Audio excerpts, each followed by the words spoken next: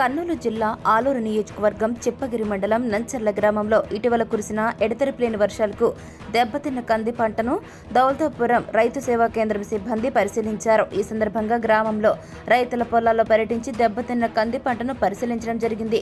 ఈసారి ఖరీఫ్ సీజన్లో గ్రామంలో రైతులు దాదాపు 2000 ఎకరాల్లో కంది పంటను సాగు చేశారు. అయితే గత 15 రోజులకు పైగా కురుస్తున్న ఎడతెరిపిలేని వర్షాలకు దాదాపుగా 500 ఎకరాల దాకా కంది పంట పూర్తిగా దెబ్బతినడం జరిగింది. గ్రామ రైతుల అభ్యర్థన మేరకు గత వారం రోజుల క్రిందట పత్తికొండ ఆర్టీఓ రామలక్ష్మి, చిప్పగిరి మండల వ్యవసాయ అధికారిని విజయలక్ష్మి, రెవెన్యూ ఆర్ఎస్కే సిబ్బందితో కలిసి దెబ్బతిన్న కంది పంటను పరిశీలించారు. దెబ్బతిన్న పంటకు సంబంధించి ఏ మేరకు నష్టం వాటిల్లిందన్న వివరాలను అందజేయవలసిందిగా ఆర్డీఓ, రెవెన్యూ, వ్యవసాయ శాఖ అధికారులను ఆదేశించారు. దీంతో సోమవారం అంటే ఈరోజు దౌలతాపురం ఆర్ఎస్కే సిబ్బంది గ్రామాల్లో దెబ్బతిన్న కంది పంట పొలాల్లో పర్యటించి పరిశీలించారు. దెబ్బతిన్న రైతుల నుంచి అర్జీలను స్వీకరించడం జరిగింది. అర్జీలతో పాటుగా బాధిత రైతుల బ్యాంక్ పాస్బుక్, ఆధార్ వంటి డాక్యుమెంట్స్ జిరాక్స్ కాపీలను స్వీకరించారు.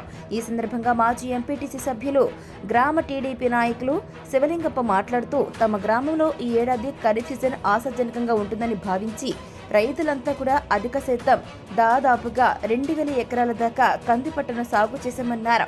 అయితే ఊహించని విధంగా గత 15 రోజులకు పైగా ఎడతెరిపిలేని వర్షాలు కురవడంతో దాదాపుగా 500 ఎకరాల దాకా కంది పంట పూర్తిగా దెబ్బతిందన్నారు.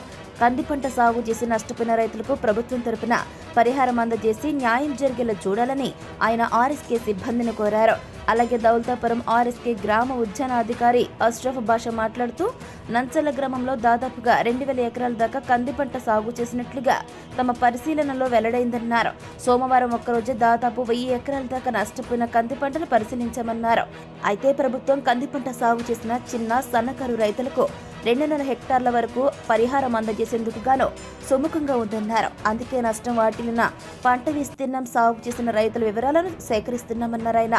తాము సేకరించిన డీటెయిల్స్ ను నివేదిక రూపంలో తయారు చేసి ఉన్నతాధికారులకు సమర్పించి బాధిత రైతులకు న్యాయం జరిగేలా చూస్తామని మాటిచ్చారు. ఈ కార్యక్రమంలో విఆర్ఓ రంగన్న, విఆర్ఏ చంద్రయ్య, గ్రామ వ్యవసాయ అధికారి వంశీ, బాధిత రైతులు పాల్గొన్నారు.